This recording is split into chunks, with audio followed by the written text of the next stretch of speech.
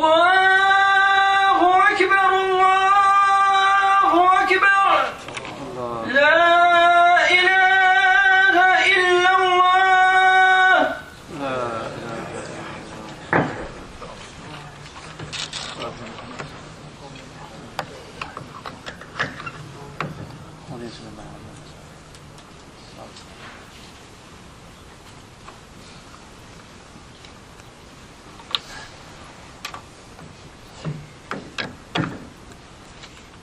إن الحمد لله نحمده ونستعينه ونستغفره ونؤمن به ونتوكل عليه ونعوذ بالله من شرور أنفسنا ومن سيئات أعمالنا من يهد الله فهو المهتد ومن يضلل فلن تجد له وليا مرشدا وأشهد أن لا إله إلا الله وحده لا شريك له وأشهد أن محمدا عبده ورسوله اللهم صل على محمد وعلى آل محمد كما صليت على إبراهيم وعلى آل إبراهيم إنك حميد مجيد اللهم بارك على محمد وعلى آل محمد كما باركت على إبراهيم وعلى آل إبراهيم إنك حميد مجيد إن خير الكلام كلام الله وخير الهدي هدي محمد صلى الله عليه وسلم وشر الأمور محدثاتها وكل محدثة بدعة وكل بدعة ضلالة وكل ضلالة في النار قال الله تعالى في القرآن الكريم يا أيها الناس اتقوا ربكم الذي خلقكم من نفس واحدة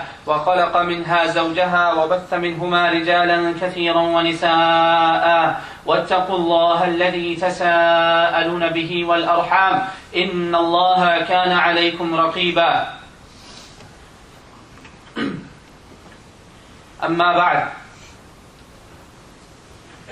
فأعوذ بالله من الشيطان الرجيم فإذا أفضتم من عرفات فاذكروا الله عند المشعر الحرام واذكروه كما هداكم وإن كنتم من قبله لمن الضالين ثم أفيضوا من حيث أفاض الناس واستغفروا الله إن الله غفور رحيم. My brothers and sisters, the last two verses of the Quran that you heard, Allah subhanahu wa ta'ala talks about a place called Arafat. He says, when you are done with Arafat, then remember Allah subhanahu wa ta'ala near Mash'ar al-Haram. And remember Allah subhanahu wa ta'ala that He has guided you, and yet before this you were misguided. And then, ثُمَّ أَفِيضُوا مِنْ حَيْثُ أَفَاضَ النَّاسِ, then march from where people are marching.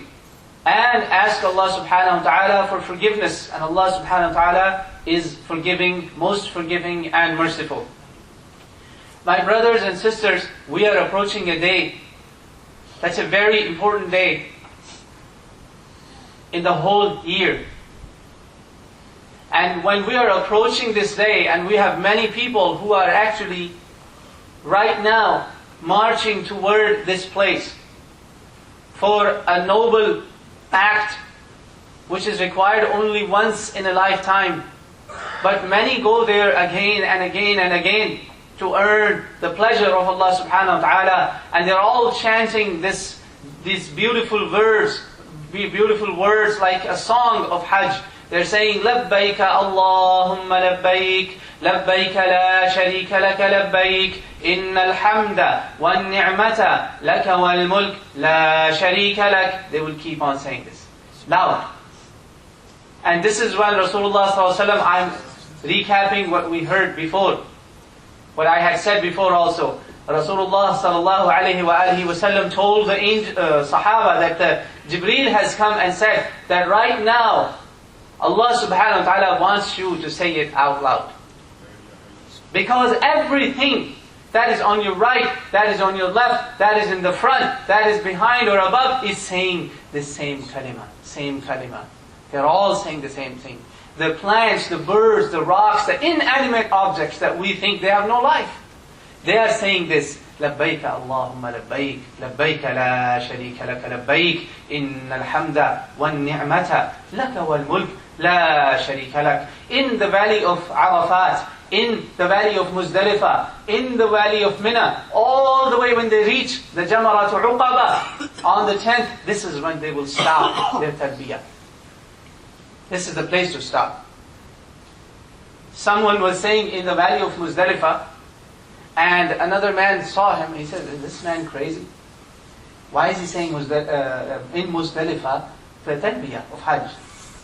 And the other man told him, these were two tabi'een. He says, shame on you, this is Abdullah ibn Abbas, Sahabi of Rasulullah sallallahu alaihi wasallam. If he is saying it, then this means we better say it too. But what is this Labbayk, my brothers and sisters? Let us hear the mere translation and see what scholars have described Labbayk as. This is not just a usual kalima that we have jinn and ins and things around us, they're all saying this. This has something great in it. We briefly touched it in our last halaqah and in the khutbah. Here I am, present, oh Allah subhanahu wa ta'ala, here I am. Here I am, there's no partner that you have. You have no partners. Here I am, and verily all praises, favors and bounties are for you, and the authority belongs to you. Kingdom belongs to you. You are the real owner of everything. You are the real king of all the kings. La sharika lak. There's no partner that you have. You do not have any partners. La sharika lak. Scholars were asked about the meaning of Labbayk. And Imam Ibn al-Qayyim al-Jawziyya rahimahullah, he said in Tahdhib al-Sunan, fi Sharh Abi Dawood, volume number 2, page number 335. He said, people, this Labbayk has 8 meanings. This is not an ordinary word. This is not just a Labbayk. Remember, you are addressing Allah subhanahu wa ta'ala and you are saying Labbayk. First meaning, number 1, here I am, present. Hadar, oh Allah, here I am. I have made myself present at this place, answering that call. Number 1. And when Allah subhanahu wa ta'ala sends us an order in the Quran, this was the way of our companions like Abdullah ibn Mas'ud radiallahu anhu. He used to say, oh Allah, here I am, Labbayk ya Rabbi, Labbayk ya Rabbi, to answer this call. Present. I'm listening and I'm going to answer this call. This is called first meaning. Second meaning is of inqiyad. Like a camel, when his owner carries him with that rope, the camel walks in submission. That is the second meaning. He's walking behind the person who's holding his rope. Like when Allah subhanahu wa ta'ala sends an order in our sharia, we are in total submission to that order. That is the other meaning of Labbayk. Second meaning, that here I am, O Allah, to answer in total submission. Number 3, Labba bil muqam or bil maqam. Someone who is now on a certain place and he's not going to move from there. What does that mean? It means that now I will always be on this Labbayk that I am answering the call with. That I will not move from this Labbayk. I will not sway from this Labbayk. I will answer the call. I will answer the orders of Allah subhanahu wa ta'ala. Here I am with this Labbayk, O Allah. I will never come out of this obedience. I will be always in that obedience. This is the third meaning of Labbayk. Fourth meaning of Labbayk, which is in the Quran. إِنِّي وَجَّهْتُ وَجْهِيَ لِلَّذِي فَطَرَ السَّمَاوَاتِ وَالْأَرْضَ حَنِيفًا وَمَا أَنَا مِنَ الْمُشْرِكِينَ. This is the fourth meaning of Labbayk, that, oh Allah, I am facing toward you now. My direction, my face is toward you, oh Allah, the creator of heavens and earth. And I am not a pagan. I am not a pagan. I will never turn my face away from you. Here I am, oh Allah, here I am. That was the fourth meaning. Fifth meaning, like the Imam Ibn Qayyim rahimahullah said, he says this meaning has the meanings of love. Like it came from Labb, Imra'atu Labba. The woman in the old days if a woman really loved her child a lot, is to say, this is imra'atu labba. She loves her child a lot. This is the hubb fi ta'atillah. Hubb fi ta'ati ahkamillah wa shari'atillah. This is the meaning of Labbayk. That, oh Allah, I will not just hear, I will not just obey, but also I will obey your commands with love. Here I am, oh Allah, here I am. I will not be among those people who obey you karha, taw'an wa karha. Allah subhanahu wa ta'ala mentions that in the Quran, that everything that is in the heavens and earth obeys Allah subhanahu wa ta'ala, taw'an wa karha. We are the only two who rebel, by the way. Whether liking or disliking, they all obey Allah subhanahu wa ta'ala. Men and the jinn are the two rebellious ones. And Allah subhanahu wa ta'ala warned us, سَنَفْرُغُ لَكُمْ أَيُّهَا الثَّقَلَانِ. Soon we will be done with you, oh you two heavy ones. You think you are tough. يَا مَعْشَرَ الْجِنِّ وَالْإِنسِ إِنِ اسْتَطَعْتُمْ أَن تَنْفُذُوا مِنْ أَقْطَارِ السَّمَاوَاتِ وَالْأَرْضِ فَانْفُذُوا لَا تَنْفُذُونَ إِلَّا بِسُلْطَانٍ. O men and jinn, O jinn and ins, if you have the capability, go get out of my reach, go get out of my kingdom, see if you can do that, and you will never be able to do that. You will always find me there. You will always find my grab, my reach and my control and my power over you. So, we have no choice but to do it with love. That would be better. That is the one Labbayk that we should say, oh Allah, here I am, not only just in submission, but also with sama', with hubb, with love to obey your commands. Here I am. Number 6. This has the meaning of purity. Something very pure, khalis, ikhlas. It has these meanings. Here I am, O Allah, with sincerity and with love to obey you, to answer the call. Here I am. This should be the Labbayk of every believer, brothers and sisters. When we hear, Ya ayyuha alladhina amanu in the Quran, like Ibn Mas'ud used to say, Labbayk ya Allah. I am answering the call. Here I am. And I am happily going to answer this. This used to be the answer of Ibn Mas'ud radiallahu ta'ala anhu. Imam Ibn Qayyim, he addressed people. He said, O people, make your hearts a place of Allah's name. Such a house where Allah's name is remembered. Such a Baytullah where only His name is there. Do not let the love of this dunya, the materials of this life, take that place in your heart. That heart is there to remember Allah subhanahu wa ta'ala.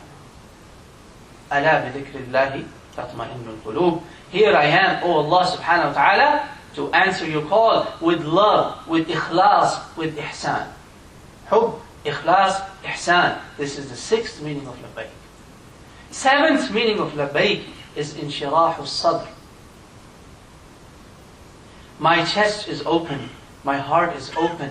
I am accepting all that you will tell me, O Allah subhanahu wa ta'ala, from here now on, from this point on, I will be ready with an open heart, not with a tight heart, with an open heart to answer your commands, to answer your orders. Let us think, my brothers and sisters, can we have that Labbayk in our lives? Last, 8th one that he described is the meaning of qurb. Iqtirab, qurb. I have traveled all these distances. All my life I've been wasting in all different vain things, useless things. Here I am, trying to come near you, O Allah subhanahu wa ta'ala. Here I am. May Allah subhanahu wa ta'ala give us that Labbayk. Give us tawfiq to do that Labbayk in our life every day. To do that Labbayk when we go for Hajj. To say Labbayk Allahumma Labbayk in this way. That has the meanings of presence. That I am here ready. I am here to submit I am here on this maqam, and I will never turn away from this point on. And I am here facing toward you, and I am here facing you, toward you, answering your call, in submission, also in love, and also with sincerity, also with ihsan, and also with an open heart, and also to gain closeness. To gain closeness. قرب. أقول قولي هذا واستغفر الله لي ولكم فاستغفروه.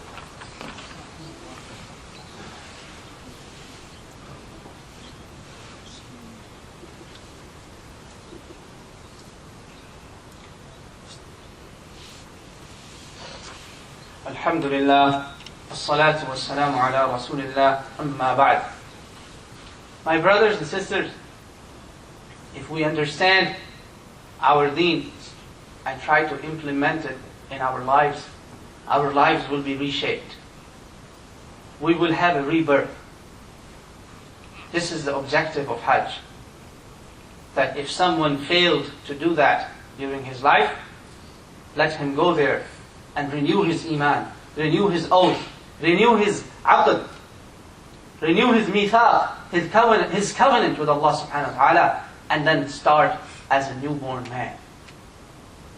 Newborn does not mean that you got baptized or your sins wiped off and then you're ready to do disobedience again. That is not Labbayk. And the best place to earn that, the best day to earn that forgiveness of Allah subhanahu wa ta'ala is the day of Arafah. My brothers and sisters, those who think Quran is enough for them, I ask them to open the Quran and read where Arafat is mentioned. It has two names, Arafat and Arafah. Both have the meaning for us. One is to recognize your Rabb, your Creator, to understand Him, to know who He is, and to know who you are. And one is to declare, to do i'tiraf, that you have been a wrongdoer all your life. You and I have been wrongdoers. This is Arafah. And I challenge those who say Quran is enough for them to find out where it all says in the Quran. Again and again, brothers and sisters, this book of Allah takes us to its sharih, the one who does the interpretation, explanation of the Quran. It is no one better than Muhammadur Rasulullah sallallahu alayhi wa sallam. Tell me where Arafat is mentioned in the Quran other than فَإِذَا أَفَضْتُ مِنْ Arafat. We don't know. All of this we learn from our leader, our Imam, our Qudwa, Muhammad Rasulullah. He says, people, there is no day greater than the day of Arafah in which Allah subhanahu wa ta'ala liberates people from hellfire. Allah subhanahu wa ta'ala liberates people from hellfire. This is the day where Allah liberates most people from hellfire. What does that mean, my brothers and sisters? Brothers and sisters, we, the wrongdoers, we have done many things that have taken us in the midst of hell. Right now, if our souls are taken, right now, at this moment, many of us might end up in the midst of hell. We have done mubiqat, destroyers, al-muhlikat, the things that are enough to destroy our hereafter. This life is nothing. Here Allah subhanahu wa ta'ala gives us an opportunity that even if you could not make it there, in that field, in that valley, why not here? You make Taubah. You make a sincere Taubah. Taubatan nasuh. The Taubah which has realization, guilt that I have wronged. The Taubah that has a plea of forgiveness to Allah subhanahu wa ta'ala in total humility and submission with that kind of Labbayk that you just heard. Because Allah said, Ya ayyuhalladhina amanu tubu ila Allah. O believers, make tawbah to Allah subhanahu wa ta'ala. We have to say Labbayk. We will, inshallah, if we are true believers. nadam, guilt, realization, i'tiraf, like people of Arafah will do. That is the meaning of Arafah also. And a plea, begging for Allah's mercy and forgiveness and mercy. And 3, that we will not do this again. We will not do israr al-ma'asi. Because repeating the sins again and again actually cancels Taubah. It is mocking with the forgiveness of Allah subhanahu wa ta'ala. This is istihza. May Allah subhanahu wa ta'ala give us tawfiq to do tawbatan nasuh. I will give you a quick account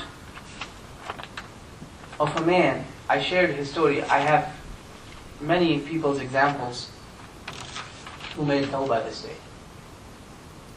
There was a man, and please brothers forgive me those of you who have heard this story in the Isha prayer.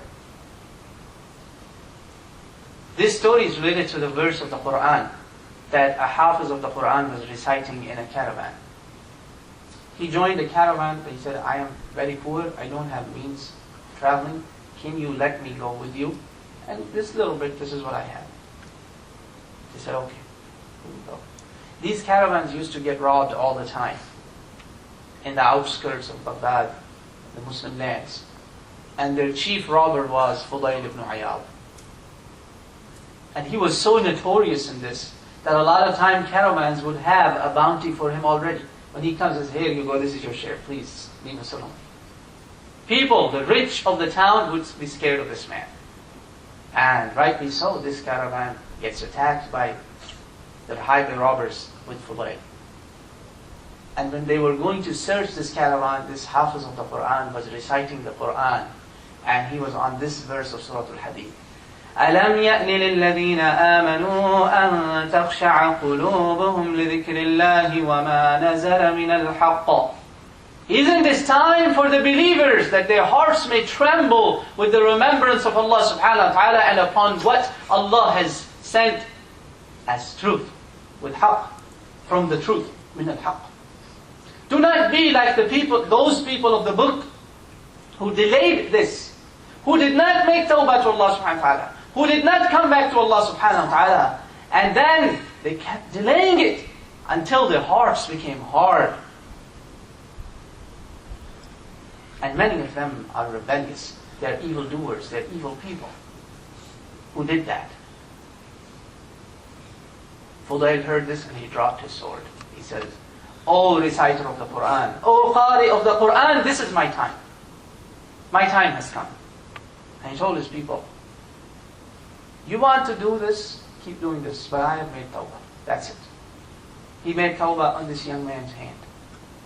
And he goes back to the people, visits every one of them.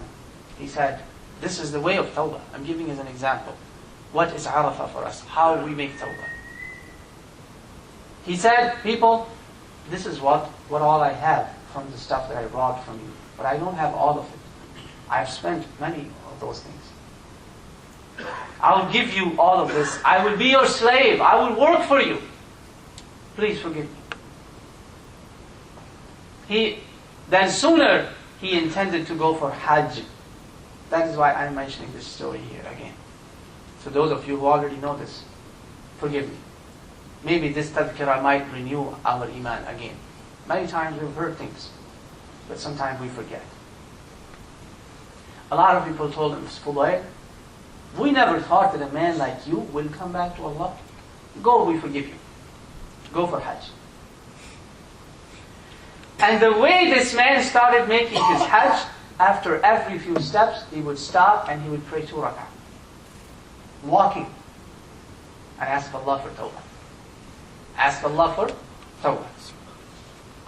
And my brothers and sisters, lo and behold, it took him 2 years until he reached Arafah. 2 years. We have many people in our Islam who have traveled walking to Hajj.